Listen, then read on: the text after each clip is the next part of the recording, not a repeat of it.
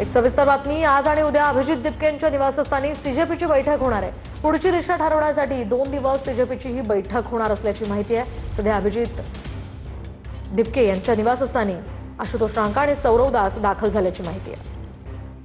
अधिकची माहिती आपण जाणून घेऊयात आमचे प्रतिनिधी ज्ञानेश्वर लोंढे यांच्याकडून। ज्ञानेश्वर, काय सांगाल, आज आणि उद्या अभिजित दिपके यांच्या निवासस्थानी सीजेपीच्या बैठकीचं आयोजन करण्यात आलं आहे।